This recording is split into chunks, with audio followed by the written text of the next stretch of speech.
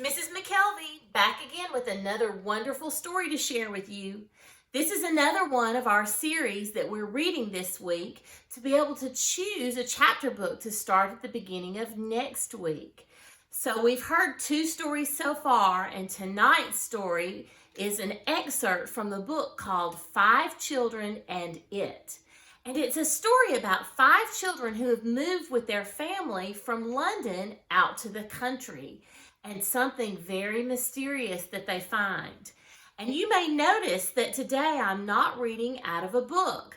Today I'm reading from my iPad because I have this book from my library app. It's called the Libby app. And if you have a library card, you can get the Libby app too. It's free, and you can download all sorts of wonderful books that you may want to read.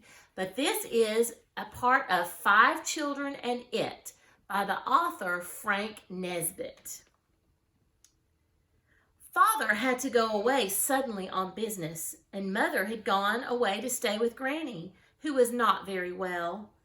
They both went in a great hurry, and when they were gone, the house seemed dreadfully quiet and empty. And the children wandered from one room to another and looked at the bits of paper and string on the floors left over from unpacking, and yet not cleared up, and wished they had something to do.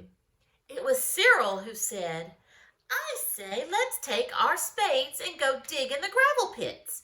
We can pretend it's the seaside." "Father said it was once," Anthea said. "He says there are shells there thousands of years old." So they went.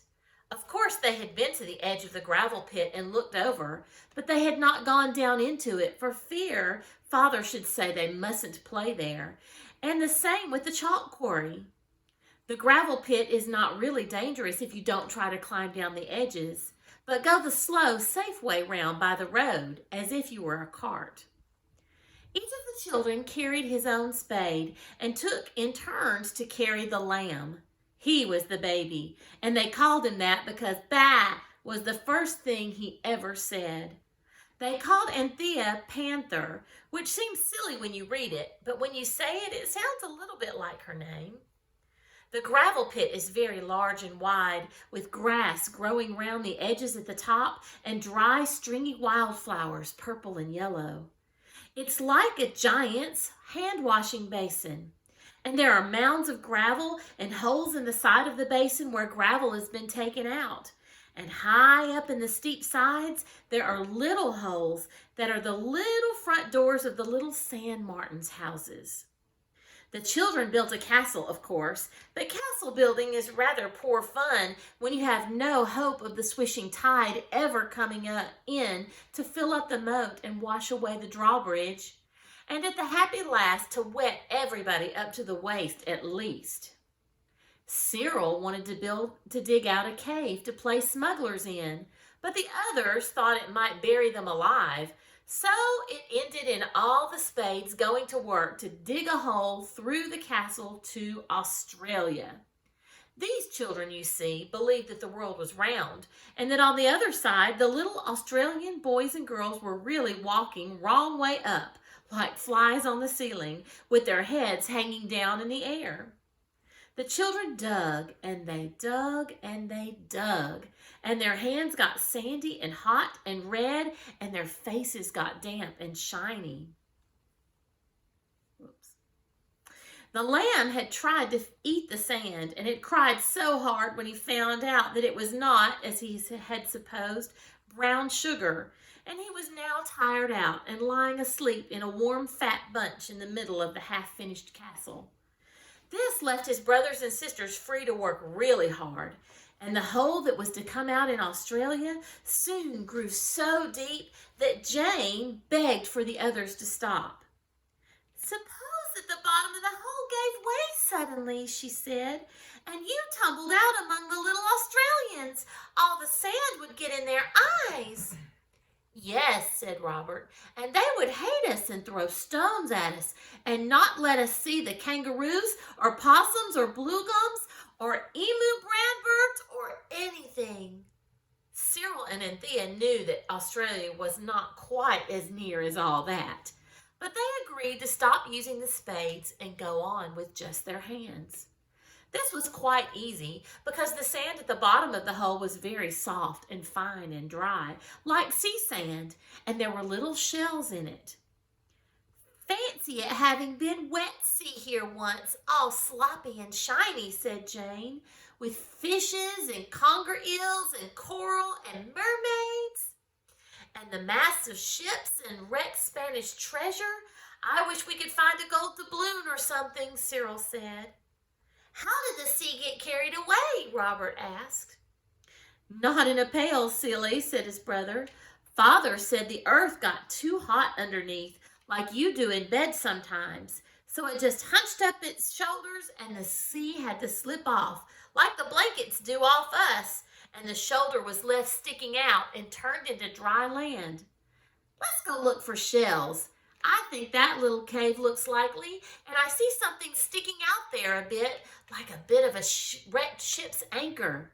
And it's beastly hot in this Australian hole." The others agreed, but Anthea went on digging.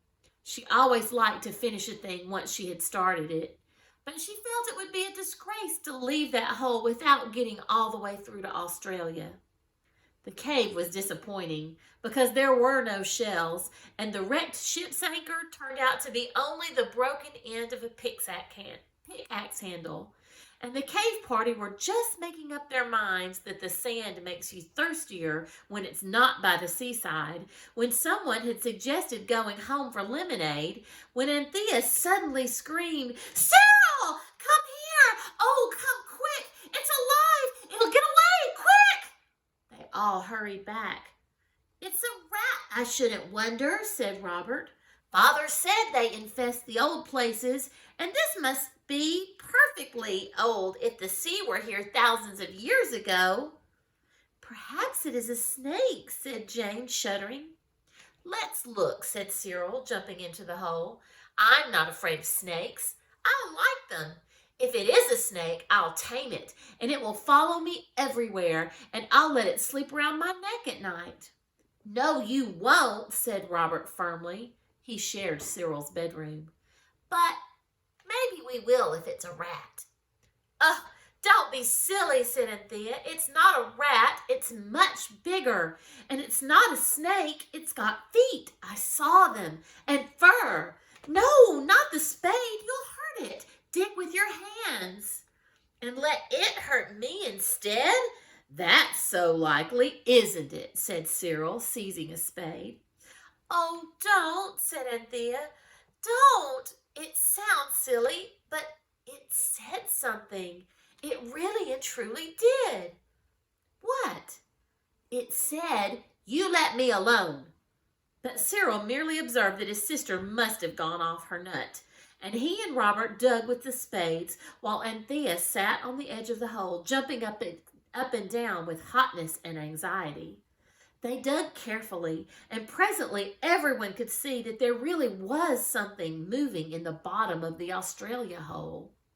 Then Anthea cried out, "I'm not afraid. Let me dig."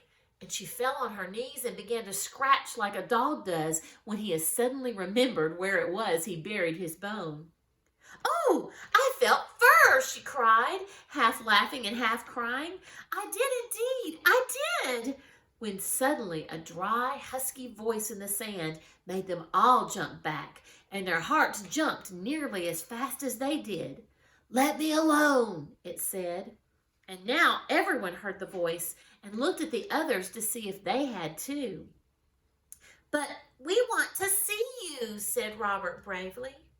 "I wish you'd come out," said Anthea, also taking courage.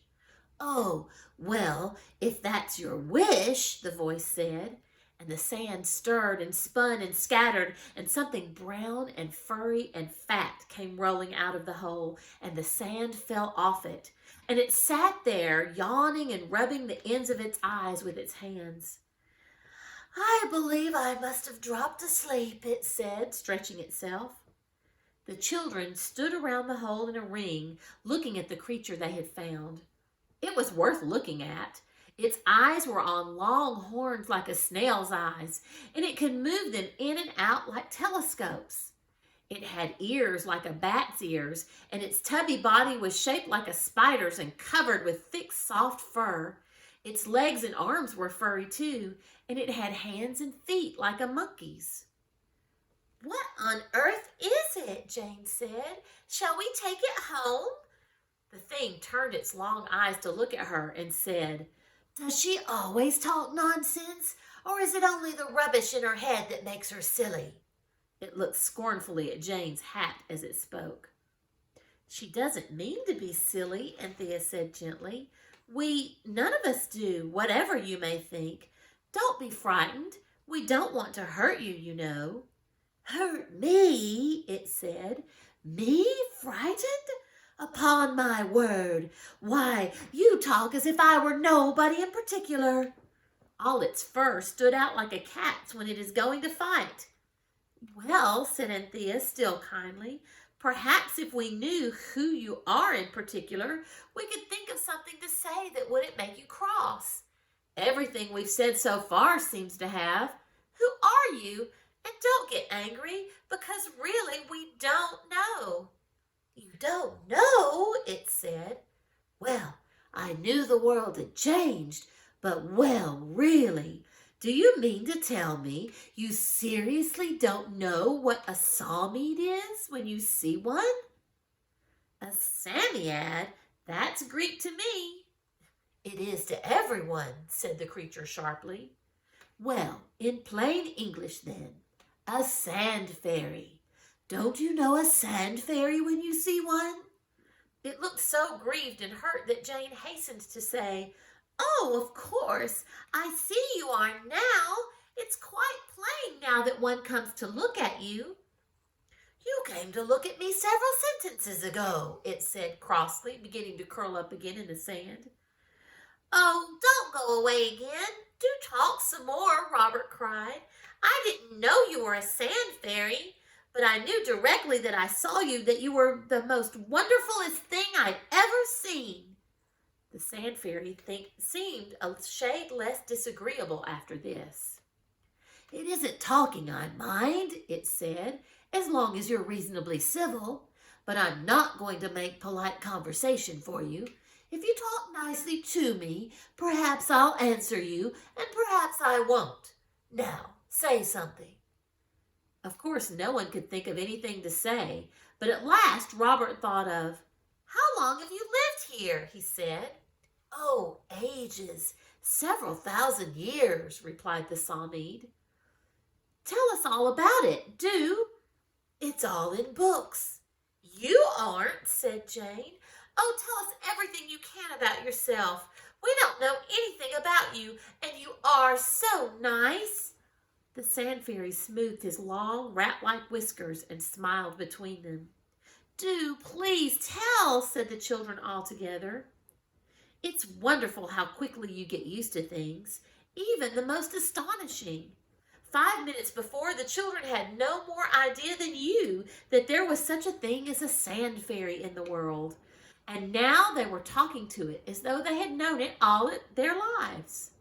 It drew in its eyes and said, "How very sunny it is, quite like the old times. Where do you get your megatheriums from now?" "What?" said the children all at once.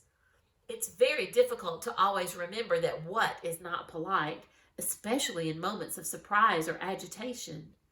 "Are pterodactyls plentiful now?" the sand fairy went on. The children were unable to reply. "What do you have for breakfast?" the fairy said impatiently. "And who gives it to you?"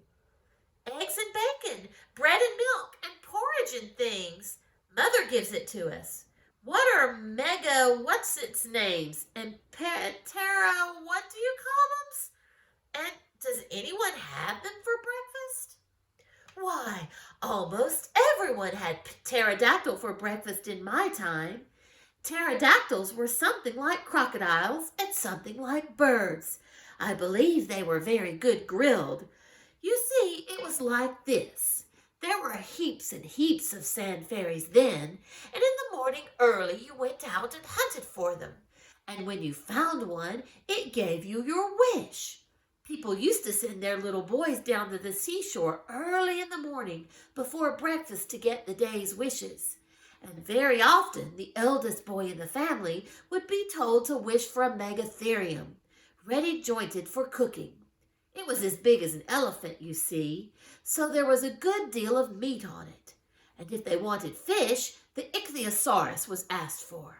He was 20 to 40 feet long, so there was plenty of him. And for poultry, there was the plesiosaurus. There were nice pickings on that, too. Then the other children could wish for other things.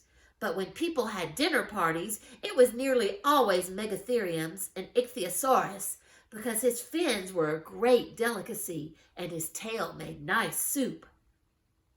There must have been heaps and heaps of cold meat left over, said Anthea, who meant to be a good housekeeper someday. Oh, no, said the Sawmead. That would never have done. Why, of course, at sunset, what was left over turned into stone. You'll find the stone bones of the megatherium and things all over the place, even now, they tell me. The sand fairy frowned and began to dig very fast with its furry hands. Oh, don't go, they all cried. Tell us more about it when there was the megatheriums for breakfast. What was the world like then? It stopped digging. Not a bit like this, it said. It was nearly all sand where I lived, and coal grew on trees, and the periwinkles were as big as tea trays. You find them now, they're all turned to stone. We sand fairies used to live on the seashore, and the children used to come with their little flint spades and flint pails and make castles for us to live in. That's thousands of years ago. But I hear that children still build castles on the sand. Why did you stop living in the castles? Asked Robert. It's a sad story, said the Sawmead gloomily. It was because they would build moats in the castles, and the nasty, wet, bubbling sea used to come in. And of course, as soon as a sand fairy got wet, it caught cold and generally died. And so there got to be fewer and fewer. And whenever you found a fairy and had to wish, you used to wish for a megatherium and eat twice as much as you wanted, because it might be weeks before you got another wish. And did you get wet? Robert inquired. The sand fairy shuddered.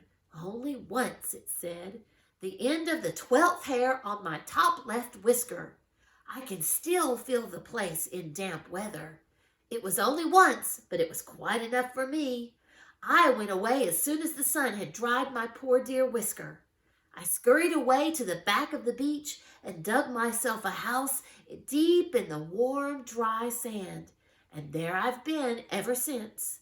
And the sea changed its lodgings afterwards. And now I'm not going to tell you another thing. Just one more, please, said the children. Can you give wishes now? Of course, it said. Didn't I give you yours a few minutes ago? You said, I wish you'd come out. And I did. Oh, please, mayn't we have another? Yes, but be quick about it. I'm tired of you. I dare say you have often thought that what you would do if you had wishes given to you, and felt certain that if you had the chance, you could think of some really useful wishes without a moment's hesitation. These children had often talked the matter over, but now that the chance had suddenly come to them, they could not make up their minds.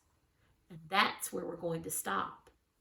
And so for our something more today, I'd like you to think a little bit about wishes, but a little differently, not about what you might wish for, because that's pretty easy. I bet you all could make a really long list of things that you might wish for. But I think it would be fun if you'd think about what other people might wish for. So you could get a piece of paper and fold it in half and in half again, and you'd have 4 sections. And then you can think about, what do you think your mom would wish for? Or you could make it your dad or your grandma or anyone you like.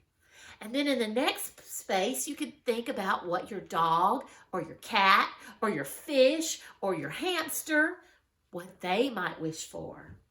And then in another section, you might think about what your teacher would wish for. Of course, this is besides getting to come back to school and see you again. What do you think your teacher might wish for? And then last, for fun, what might the Easter Bunny wish for?